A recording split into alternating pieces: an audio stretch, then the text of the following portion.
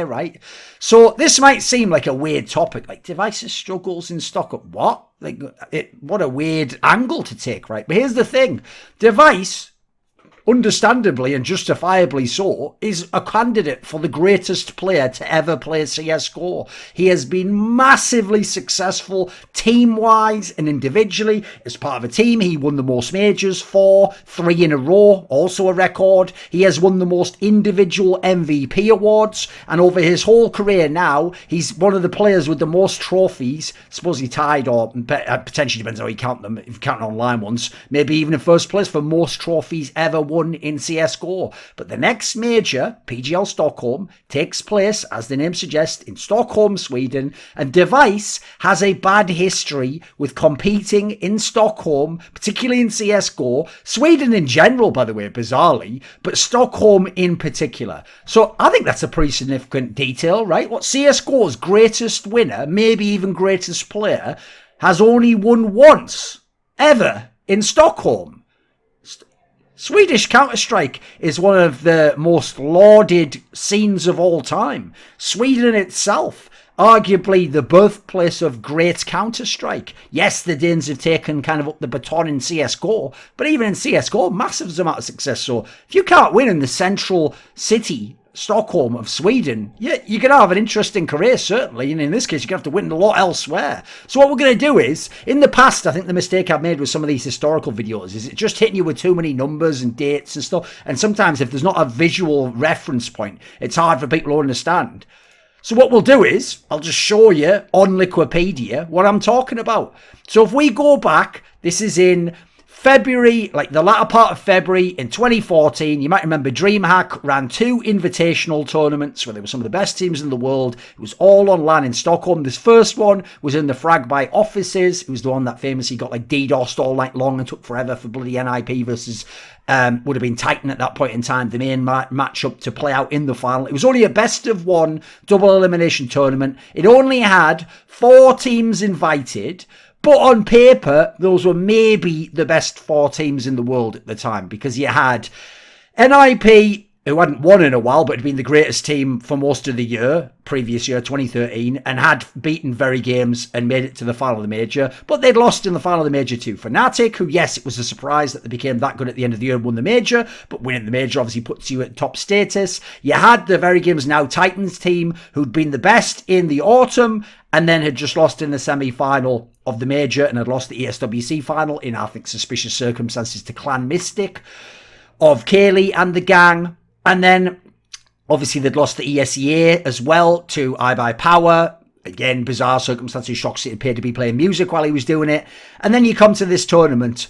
And then, 4th team is Device's team, which was Dignitas. This is back, remember, it's 2014. So they've still, at this point in time, got Fetish as their in-game leader. This was basically the core that was Copenhagen Wolves beforehand. But what people will forget is this detail. When they played at the major and went out in the quarterfinals to Very Games, which is a result that should have happened, they at the time had Nico with a C, who was a really good AWPer from Western Wolves of Glaive and Pimp fame, and instead, now in this team, because they'd played like a Danish land, they had Cajun B back, replacing Nico, who was like starting to go off a boil, quite frankly. And Cajun B had been tearing it up individually on LAN, and everyone was like, we've got to get him back in the lineup, and this is going to be the really good team. So quite frankly, on paper, listen, yes, it would be fine for Dignitas to lose to Titan. It would be fine for them to lose to NIP. It's a team that had often had their number. Actually, they probably should have placed ahead of Fnatic, because Fnatic's win at the major was considered a fluke. Many people think if Very Games made the major final, Very Games easily defeat the Fnatic team, because they actually had a very good matchup and somewhat counted them in terms of style, maps, strengths, etc. So in this particular tournament, if we go down, remember, best of 1, double elim, what happens is Dignitas gets absolutely smashed on Dust 2, just easily beaten by Fnatic. It's not even like Fnatic were a monster team of skill. Remember, this is the lineup with Devilwalk. This is before Olaf Meister and Crims come in.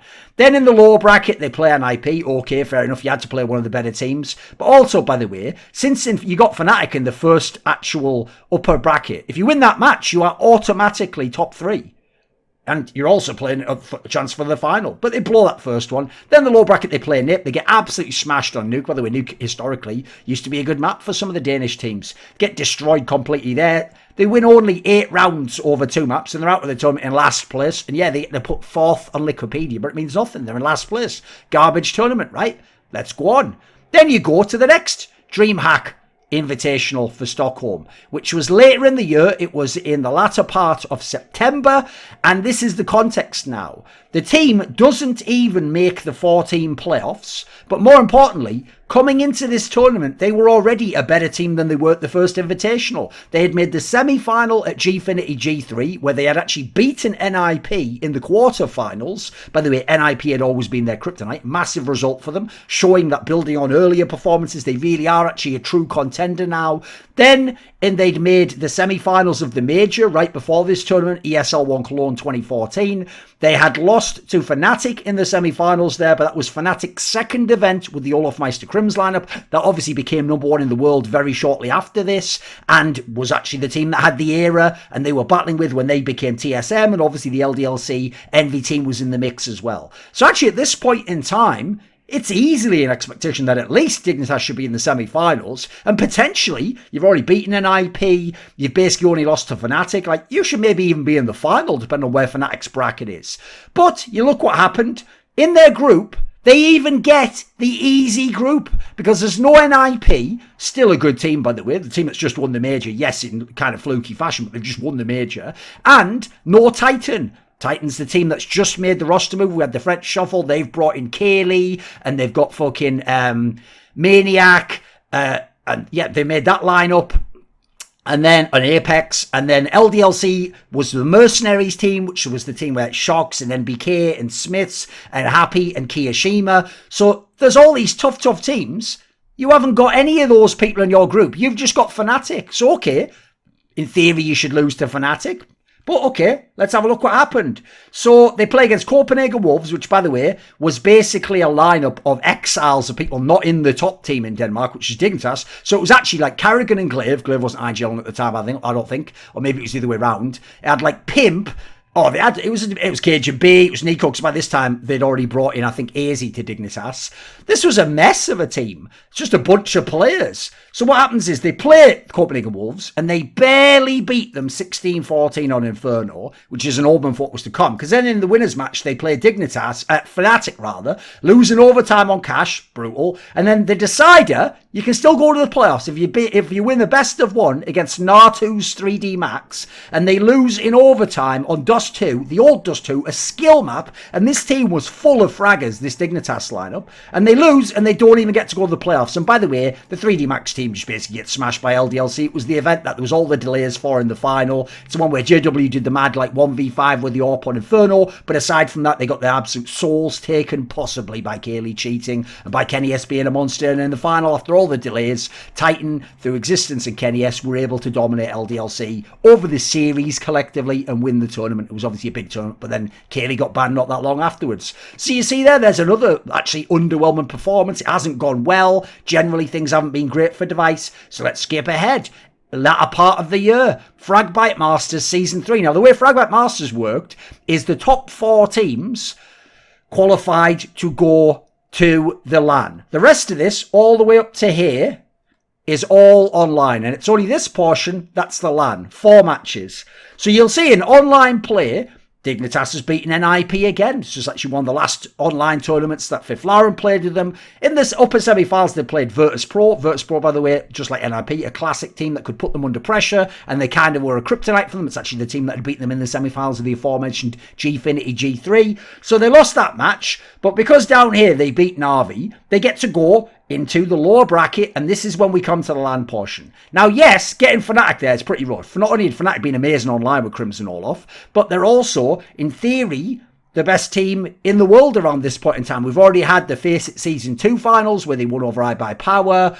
I think we already had ESWC that Fnatic had beaten LDLC in the final of. So at this point in the tournament, actually, this is a really hard opponent to get. But you want to at least, like, give them a great game, push them close. Why can't you upset them if you're a top team? All in all, if you go to a 4-team LAN finals, finishing 4th is objectively the worst performance you can have, right? Unfortunately, despite one close map, they get 2-0'd, Fnatic goes on and wins the tournament, and they finish in last place. You notice this trend so far. It's like last place, not relevant in the playoffs, nowhere close to winning. It's getting depressing, right? So let's go to another tournament.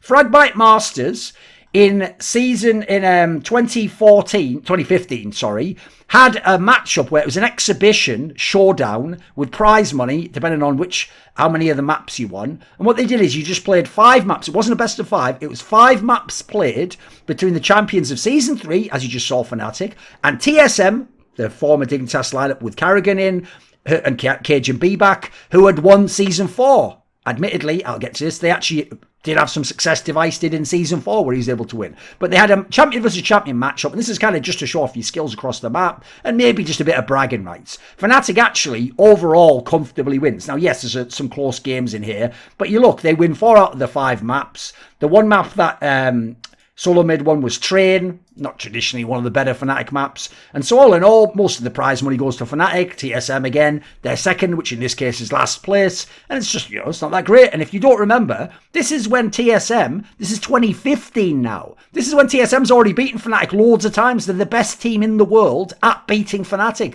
Not in Stockholm, Sweden though, right? Then we go to the next Fragbite Masters. Obviously, Fragbite's based in Sweden with their offices, so they held a lot of their finals there. This took place in December of 2015. And remember, the online portion goes on, and then you come to the finals, right? And it's the last 4 teams at the finals. Different organisation again. Now it's Team Question Mark, same team from TSM, but they hadn't made Astralis yet, and they were pondering offers from Optic and Face. Everyone knows the story. At this point in time, TSM's a top 3 team in the world. They'd had that amazing run around the autumn. They'd been in the final, the top 4 of ESL Cologne. They'd made it to the playoffs of Cluj-Napoca and actually been a favourite to make the final, but famously bombed against NIP. They're still a strong team at this point in time. So you look who's going to this playoffs.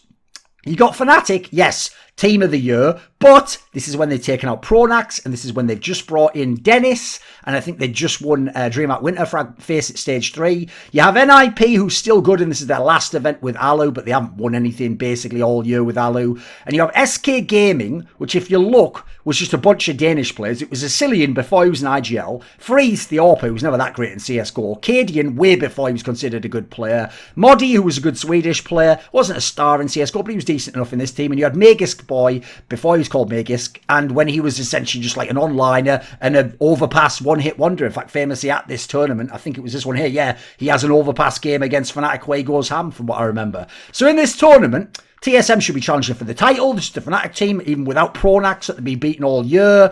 Obviously, they should maybe be at least top 2 since it's double elimination. There's no world in which SK Gaming should be beating them. And NIP, yeah, NIP's been able to mentally beat them at times, but they were actually a lower ranked team and a team with far less victories, in fact no big trophies with Alu, whereas TSM's won all these championships this year. But instead, in comes Team Question Mark. They have to play Fnatic first, fair enough, but they get 2-0'd, reasonably close. In the lower bracket, they play SK Gaming, their local countrymen, and they lose in 3 maps. One of them is embarrassing, a 16-2. And then otherwise than that, yeah, where's the performance? Like, what the hell? What's going on when they go to Stockholm, Sweden? What's happening in Device's career? But okay, let's skip forwards in time, because there wasn't that many tournaments in Sweden, in Stockholm particularly, after that rather. But we come now to 2018. This is right in the middle of the Astralis era. DreamHack Masters Stockholm 2018. It was in the beginning of September of 2018. Already they've won DreamHack Masters Marseille, final of IEM Sydney, bunch of semis. What else did they do? Yeah, all of them. ESL Pro League they won. ECS they've won. Top 4 at ESL 1 Cologne. Player break comes. This is the first tournament after the player break. Astralis comes in as a pretty big favourite because the people who beat them to win ESL Cologne was Navi, who was famously up and down and massively relied on Simple. They are also, by the way, a massive favourite if they play against, let's say, Dignitas of MSL. This is the only real tournament where that team did anything. And yet somehow, in this tournament, they managed to lose 2 series to Dignitas. We'll go down to here. In the group stage, they lost not Diggs, North, MSL's North. They lost a full best of 3, admittedly in overtime on the third map, to North in the group stage, but they still get out of the group. By the way, even then lost the map to Astralis, Tyloo rather, the Chinese team with Ben Tet. Then we go into the playoffs. They managed to beat out MIBR and NIP, teams that actually at times around this time, a few months later, gave them a bit of trouble, but here they could only do it on one map each, and they beat them. They go to the final, and they're playing North. Now, if you look at the lower bracket here, FaZe Clan, still one of the better teams in the world in the Intel Grand Slam hunt. You have Mouse Sports, who's actually one of the better teams that year, the one with Oscar and Sonny and Robs. And you have Navi, who's just won ESL Cologne. Actually, this is a killer lower bracket. Let's hope we don't face FaZe Clan or Navi or maybe Mouse. No, North somehow inexplicably gets out of this narrowly, especially in terms of this one. They even got 16-0, go to the final, and Astralis not only get 16-1 on Dust 2, but then actually the map that they lose as the decide overpass isn't even that close. Famously, Device, the player with the most MVPs in history, I think he already actually maybe had the record at this point in time, and obviously he's like already on a contender for player of the year in 2018. He's on the most dominant team. They not only lose to this North team who had no business beating them typically, but Device himself basically gets out-AWPed and outperformed by MSL of all people, who's playing as the AWPer as well as the in-game leader and wins the MVP for this whole tournament. So bloody hell, does it never stop for Device in Stockholm? Now, as I alluded to, there were some successes, 2 notably. One was, in between the Fragbite Season 3 and the Showdown, there was Fragbite Season 4, which was in early June of 2015. And actually, in this one, TSM, as Device's team was called, was able to win the tournament. They did lose to Fnatic in the upper bracket final, but in the grand final, which was a best of 5, they won it, I think, 3-1. It wasn't even like a super-duper close one in that regard. Then, obviously, now you have IEM Season 16, Fall, EURMR, where they've won.